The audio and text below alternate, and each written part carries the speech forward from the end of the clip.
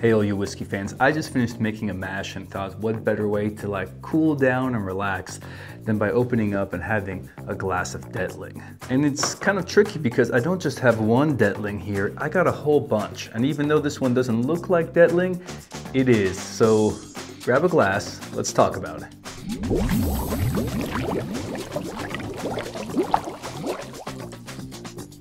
Now if you're like me and you've tasted one glass of Dettling, it's quite amazing how barrel to barrel, batch to batch, there's a decent amount of variation between the different products.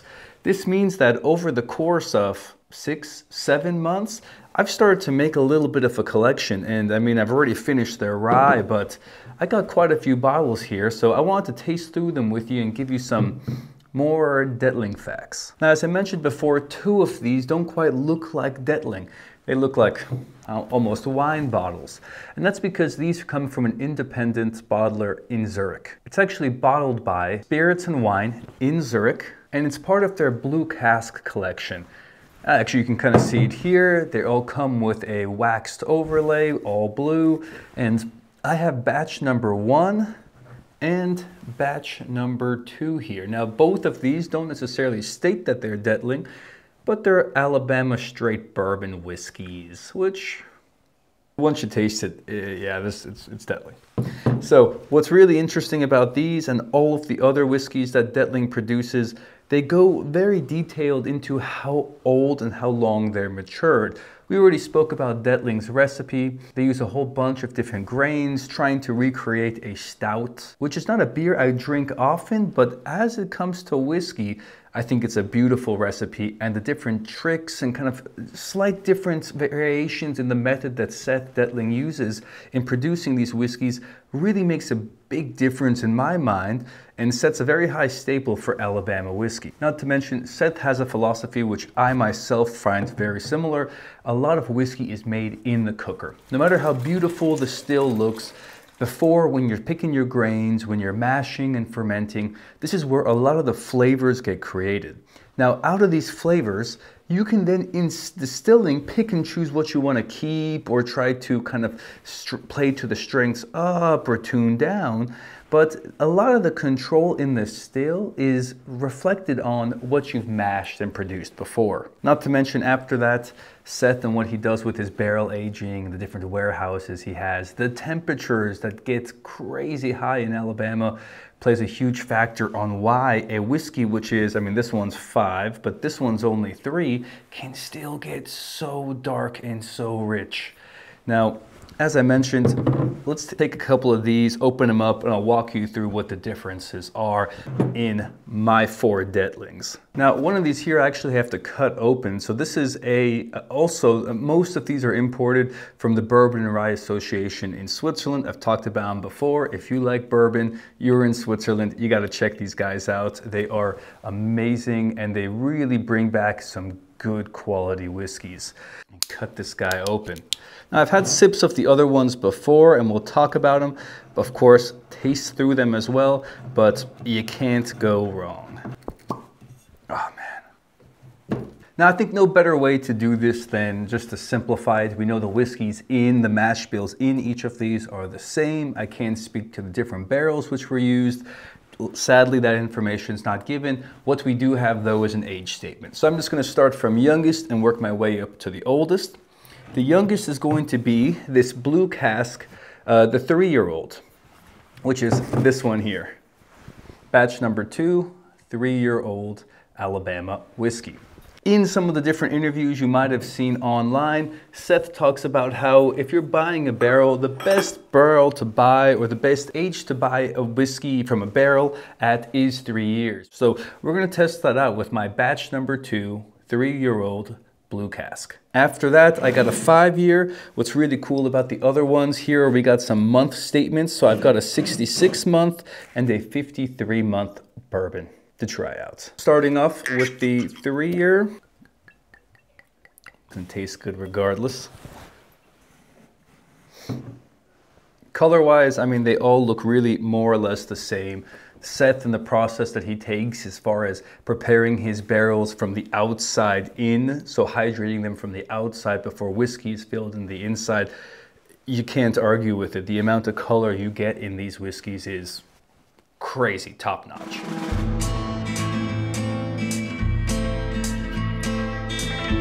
It's so interesting because I don't know necessarily if I was there tasting through his barrels, I would go for a 3-year. I understand that he thinks it's a very interesting age because that's the tipping point. It's a very interesting age for me because the wood has not yet, although the color is intense and it's a very, very dark whiskey, the wood is not overpowering yet. There's a little bit of like that oak tingle in the back, but it's not a lot. You have great vanilla notes. And I think because he is such a fan of the grains and kind of the processes before distillation and maturation, that at 3 years, you have a very interesting balance between the two. And there is still, or let's say 3 phases of distillation or whiskey production. And the grain is still rather powerful. There's quite a bit of grain punch here, which if you've taken so much time in the preparation of the mash and picking the ingredients and making the recipe, I can totally dig. I'm gonna leave that one there. Jumping over to the next. So this one here is 53 months. If you buy a bottle from Dettling, it's usually written down there how many months old it is. Just under 4.5 years old. In fact, oopsie, I should have probably mentioned this before. This one is different. So this is part of Dettling 1867's white wheat collection. So something kind of different also to kind of take a look at here. I think the wheat that they used in this one is different. I don't recall if I've seen something, but I remember him having an interview and saying that one time they got shipped the wrong wheat, and that he said, oh well, hey, let's try it, maybe it's going to be good, and that was this stuff here. Props to Ebra, huge. I mean, they didn't just find one bottle they know they could sell and sell and sell. They found a very good variety of different bottles with hopefully very different smells and flavors.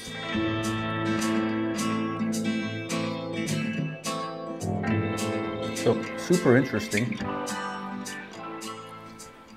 Totally grain is played down. The chocolate malt that they use really seems to come through more.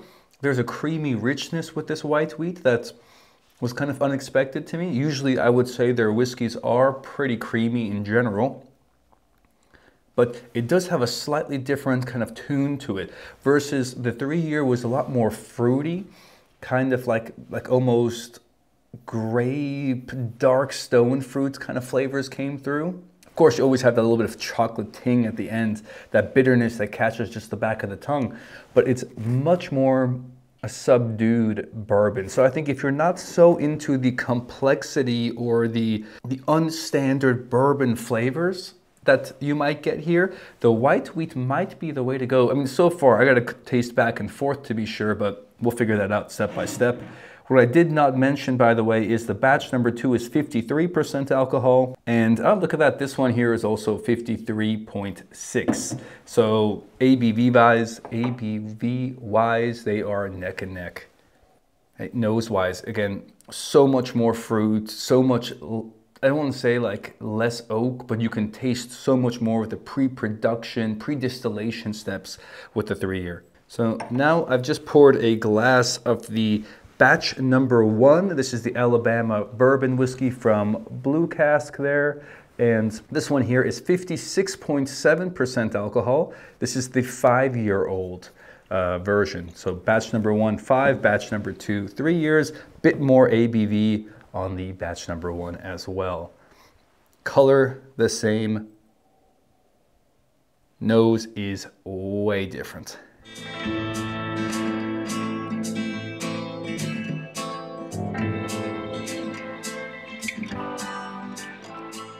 How the oily richness, kind of how it coats your mouth and keeps the flavors coming.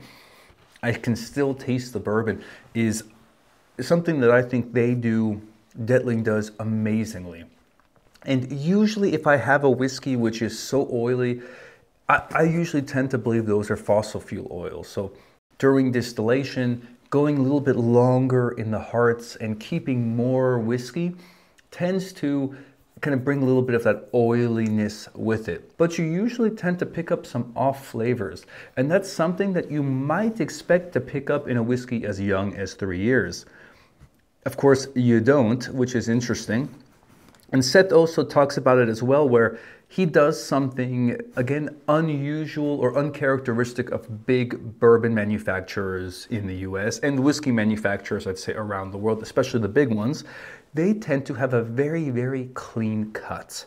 So they only keep hearts. Now, what is hearts is, of course, different to every distillery, but they take very, very clean cuts. This means that they are really trying to capture the best part of this whiskey, and they're very, very specific about what notes they are allowing from the heads, which is usually not too rich in flavors or aromas anyway. But then as you run into the tails, you start to introduce more wrong oils, fossil oils, and other aromas. This is where sometimes if you try like new moonshine or somebody who's getting started, you might pick up like wet paper, wet cardboard, wet dog type of musty aromas. So when you're going longer into the tails, they keep very clean hearts cuts. And what they try to do to supplement and keep this kind of oily aromas, which is something I have not personally played around a lot with, is using oats in their mash. So these oats are supposed to give a very rich creaminess, similar to how like an oatmeal stout beer has so much full-bodied intensity and flavor. Something I didn't always expect, and until tasting this, I would not have expected to be true, but it's very cool. It is. Only one I finished so far. Oops. But, I mean, hey, such a interesting balance. I know. So on the hand afterwards, what I did is I just had some drops fall on the table, wiped it off on my hand, heated up. What happens here is the alcohols evaporate first, and then you kind of get a smell that lingers a little bit longer. And it's funny, I've been saying oats now and thinking about it for a while, but I do get a lot more of that creamy oatness, which is, the oat is a very small percentage of the mash bill. I think you mentioned around 1% or so. So it's probably in my head, but something you should try. If you have a drop or two or something that's running down the neck of the bottle, just wipe it off quickly, give it a smell, let it evaporate, smell it, see what changes. Really interesting. I gotta put a bit more back into this glass because as I taste through them, I wanna have something to go back off of, but that's the first one I just could not stop myself as far as having a second go at. The last one I have here is a 57%, 66 month, 5.5 years old. And what's really cool here is this is the Ebra's Jubileum, which means anniversary, 15-year anniversary release. And this guy here is a, as I mentioned, 57%, 66 months, but this is just their typical non-experimental bourbon release. This is the highest proof, barely. Definitely a little bit older, so half a year older. I'm curious to kind of figure out what half a year is going to do, because there's quite a big jump between the 3-year and the 5-year. And I imagine that the longer a whiskey is aged, that really starts to slow down and not be so intensive. But the difference, let's see, again, where they are maturing, where they're producing their whiskeys, it gets hot. And usually high heats mean, firstly, you're losing a lot of whiskey to evaporation. Hopefully it's dry, then maybe you lose a little bit more water. And actually, to some degree, that's kind of the case here, because I believe the filling ABV or proof is 112-ish proof, roughly 56% ABV. And as I mentioned before, some of these guys here are 57% ABV. So either they're losing no whiskey, or they're losing just a little bit of alcohol, or none at all, and they're coming in at 57%. No matter what, that's pretty crazy, and that's something you can only really get at some parts of the world. Now, going in with a lower ABV, kind of the industry standard for most large distilleries in the US is we cannot go into the barrel at more than 125 proof, which is 62.5% alcohol, a hazmat whiskey. So that's one thing to consider. Either they're losing no alcohol, very little, but they're definitely losing water in there. Going in, sorry, got sidetracked, going into the barrel at such low ABV tends to give you more, let's say, creamy vanilla notes, not so much woody tannin flavors. And it's a smaller distillery. I mean, he's getting pretty big these days, but it's something you can still afford to do. As space becomes tight, barrels are expensive, managing them and looking after them is a challenge. So it kind of makes sense that you come in at the limit for space savings and budget savings, especially if you're making a whole bunch of a whiskey that's going to be selling a white label or a number 7 that's selling for just a handful of bucks per bottle.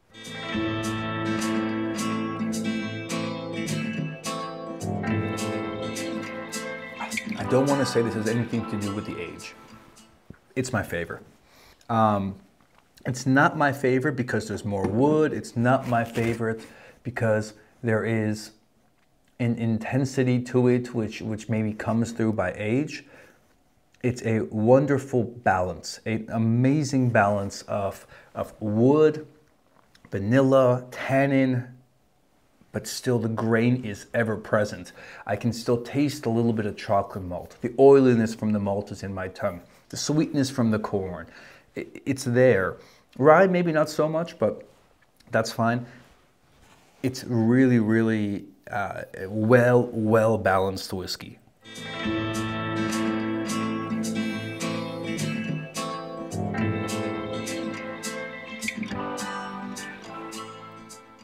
In fact, the intensity is so much more than the batch 1, which is on paper theoretically batch 1, which is theoretically 6 months age different. Because these are all individual barrels, the difference is unbelievable.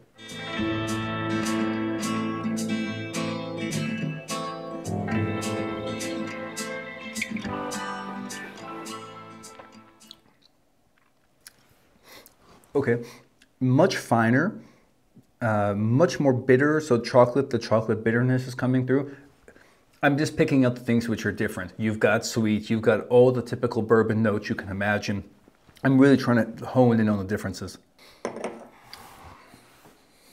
I've got a favorite. I can't compare them. What's going to be interesting for me now is looking at the batch number 2. This is the 3-year, comparing it to the winner. This is where I'm most interested. Comparing these two, the wheat, I might do it because it'll give me a better idea of what this wheat tastes like. But in my opinion, the 3-year, which is very, very different against that 5.5 year, is going to be something cool.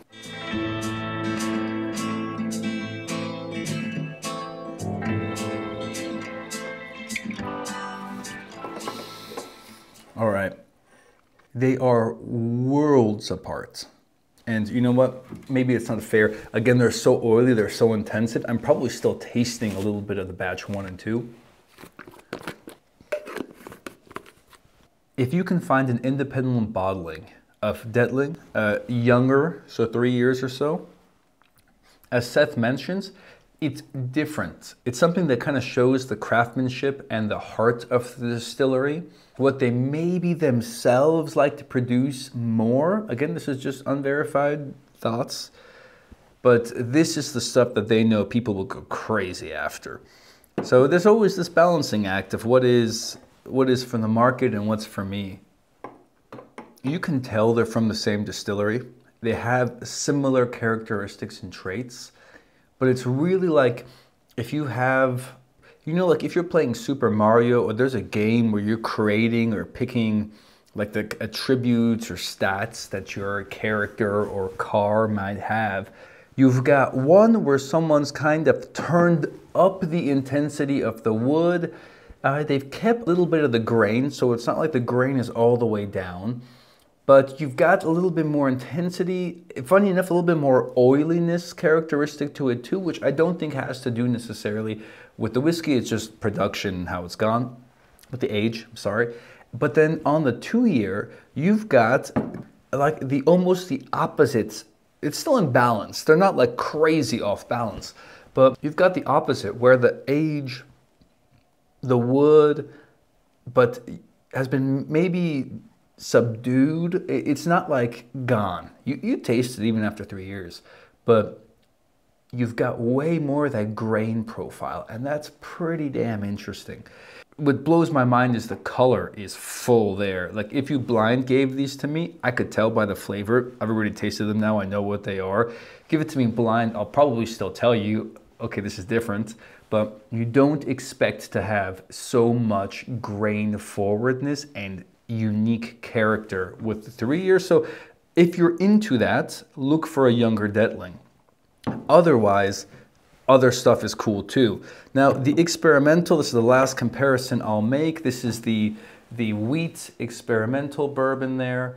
I gotta see, this one is quite, when I had it after the first one, it was not what I expected, mellower. But now let me just put that one head to head against the 5 year, which is closer to the age. And I think this one is quite something special and interesting. So a more fair comparison would be the Dettling 1 year and the wheat. So it's amazing that, again, you don't know all the different factors that played into it, but the wheat is really mellowed down. There's kind of like a more complexity, more richness that comes from the typical Dettling aromas that this wheat experimental just is missing. I don't feel like the white wheat has attributed something to it, just me. I just feel like it's been toned down. So I appreciate that they're not consistently using white wheat. I prefer their regular recipe more. There is something different there. Almost like a gumdroppy, like one of those big chew flavors. It's not intense, but to me, I get a little bit more, just like a little bit, which is not typical. I don't find that so much in the other bourbons. If maybe the intensity of the different grains are too high on typical Dettling, but you like a little bit like gummy, big chew characteristic, worth trying. I love experimental stuff. I love that they did it. I love that they accepted the shipment and just said, hey, let's see what happens. That a distillery of their size is willing to take such risks and play around with a recipe, which is great on its own, and say, hey, let's see what's new. Maybe it's better, maybe it's worse. Let's figure it out. Let's let the market decide. I think you guys have the right recipe. Stick with it. You don't care about me anyway, but Seth, fucking great stuff. If you get a chance, this Dettling 15-year anniversary is amazing. Give this a shot. Batch number 1, again, blue cask, so spirits and wine. If you are in, let me say this, if you're watching this, most of you are in the US. Check out Dettling, take whatever you can and try it. It's amazing. Huge Dettling fan, as you can see. I've finished bottles already, which are no longer here for me to talk about. What's crazy is they're all good in their own unique way. If you like Dettling, stick to, or like the typical Dettling characteristics, stick to 4 years and older. But as Seth suggested, check out the 3 years. This is different, especially if you like grainy, if you want to have like that more distillery characteristic or mashing characteristic, the grain forward flavors. Give it a shot. It's 3 years is pretty cool. Now, with that, I am more or less out of whiskey, but cheers to you, whatever you got in your hands. I hope it's Dettling. I hope you're liking it. Until the next time, bye now.